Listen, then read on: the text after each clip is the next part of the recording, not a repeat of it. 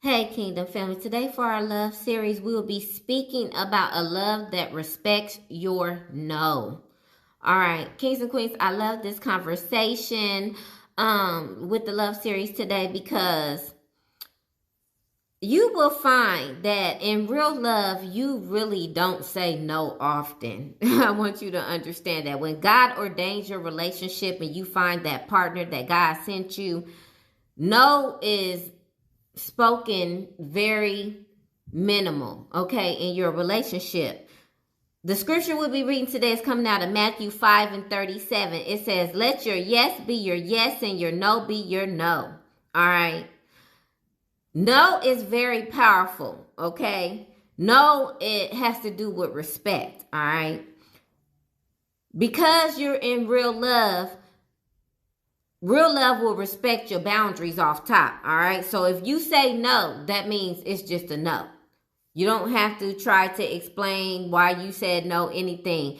You don't have to try to persuade anyone. You don't feel any pressure. You don't feel any guilt. You don't feel any manipulation. It's just no. All right. Some people, though, that don't love you, they want you to try to explain why you told them no, all right? Because they want some complete control over you. So what they'll do is they'll try to push the narrative. They'll try to convince you to change your mind. They'll try to negotiate after you set firm boundaries that you said no. They'll try to actually negotiate you changing your mind as well. And that is not love, kings and queens. That's actually pressure. And any type of pressure that someone puts on you is not love, all right? Anybody that actually loves you, they will never try to pressure you into something you do not want to do. I just want you to understand that. Even God himself gives us free will. So why would you be with somebody that doesn't give you free will to actually decide on what you're trying to do, all right? Anytime you're in a relationship, you need to compare yourself to the relationship that you have with God and see if your relationship is in alignment with what God has for you as well. So if someone that loves you, why would they ever ask you to compromise your no after you've said no? The reason why we even say no in the first place is because we are set in stone on something that we are not trying to do. All right. So if you run into somebody in your relationship after you said no and they want to challenge you on your no, that right there will tell you that they don't love you. All right, kings and queens, this is real. Because real love will honor your consent of no. All right. This means you have emotionally thought about it, you have spiritually thought about it, and you have physically thought about how it would make you feel, and your answer is no.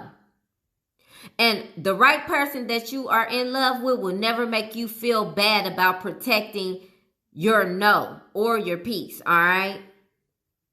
If they try to manipulate it, they'll say stuff like, oh, you're too sensitive. You didn't even think about it. You didn't even hear me out. And they'll try to manipulate. That's how you know. It's like, at the end of the day, I said no, and that's what it is. All right, you're going to have to accept that or not. But at the end of the day, it's still going to be a no. That's the way that actually needs to look. And if you have to start to feel combative or you feel like you need to defend yourself after you said no, then that's probably not the person that you should be with. All right, because people, when you say no, that you are supposed, that are divinely sent to you, that you're supposed to be with, they will be like, all right, baby, I understand completely why you said no, and I support you in your no, all right? There's not going to be any type of arguments. It's not going to be any disputes. They're not going to try to override your no. They're not going to step on your toes. They're just going to respect it from their heart, and they're going to respect your heart, all right? 9 times out of 10, the person that you're with that God sent you, they're going to be saying no with you as well. They're going to understand you to the point where they're like, it's no for the both of us type stuff, you know? And so that's why you want to choose the right person that's going to respect you in all aspects, because, you know, people look at the word no as a negative word, but they don't actually equate no to I'm trying to protect my peace in this situation, all right? Only mature people understand that the no means I'm protecting myself from a situation, all right?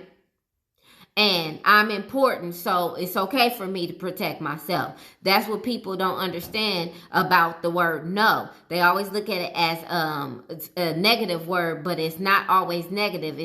Sometimes it's about making sure that you're important, making sure you're setting boundaries, and making sure you're setting standards for yourself that will not be compromised by all means necessary, all right? And so God actually supports that no, all right? That's why he said in the scripture, let your yes be your yes and your no be your no, and let it be done. You don't have to explain anything, all right?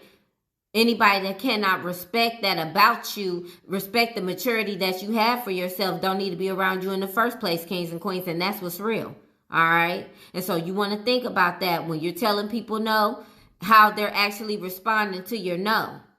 That'll tell you a lot about a whole bunch of people in your life. I love you so much. I'll talk to you soon.